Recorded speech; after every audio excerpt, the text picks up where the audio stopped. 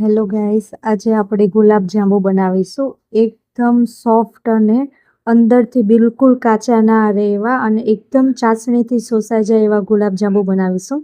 એના માટે આપણે એક તૈયાર કોઈ બી ગુલાબ જાંબુનું પેકેટ લઈશું. અમે MTRનું લીધું છે. એને આપણે લઈને એમાં દૂધ એડ કરીને ધીરે ધીરે લોટ બાંધશું. એકદમ મસળીને લોટ બાંધવાનો, વજન આપીને લોટ બાંધશું, જેનાથી એમાં સ્મૂથનેસ આવશે. વ્યવસ્થિત મસળીને લોટ બાંધ્યા પછી આપણે એને 5 થી 10 મિનિટ સુધી એને રેસ્ટ આપીશું.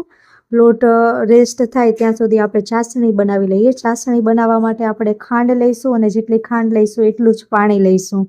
ખાંડ એને સાઈડમાં ગરમ કરવા મૂકી દઈશું. પછી લોટના આપણે લુવા પાડીને સરસ ગુલાબજાંબુ નાની સાઇઝમાં વાળી દઈશું, કેમ કે એને આપણે તળશું એટલે એની ડબલ સાઇઝ થશે. ગુલાબજાંબુ એકદમ ગોળ અને રાઉન્ડ, એના ઉપર ચીરા ના રહે એવી રીતે કરવાનું રહેશે. એને આપણે ઘીમાં તળીશું. થોડું ઘી લઈશું અને એક ગુલાબજાંબુ એડ કરતા જઈશું. જો બધા ગુલાબજાંબુ એની ડબલ સાઇઝ થઈ જશે. ધીરે ધીરે એકદમ હલકા ગેસે તળવાના રહેશે.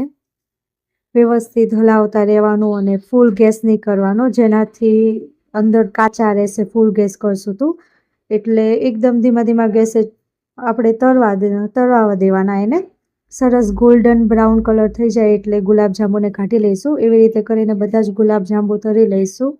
અને આપણે જે ચાસણી બનાવી હતી એ બી એમાં કાંઈ ખાસ નહીં હોતું, કેમ કે ગુલાબજાંબુમાં તો ખાંડ પાણીમાં ઓગળે એટલું જ હોય. અને ગરમ ગરમ ચાસણીમાં આપણે ગરમ તળેલા ગુલાબજાંબુને એડ કરી દઈશું અને ધીમે ધીમે અંદર ચમચાથી દબાવતા રહીશું. વ્યવસ્થિત અંદર બધા દબાઈ જાય એવી રીતે કરીને પછી ઉપર ઇલાયચીની 1 ચમચી એડ કરી દઈશું, અથવા આપણે ચાસણી બનાવી એના ભેગી પણ ઇલાયચી એડ કરી શકીએ. અમે પાછળથી નાખીએ છીએ. પછી વ્યવસ્થિત બધું દબાવી દેવાના ગુલાબજાંબુ. એને 5-1 કલાક રેસ્ટ આપશો એટલે સરસ ગુલાબજાંબુ બની જશે.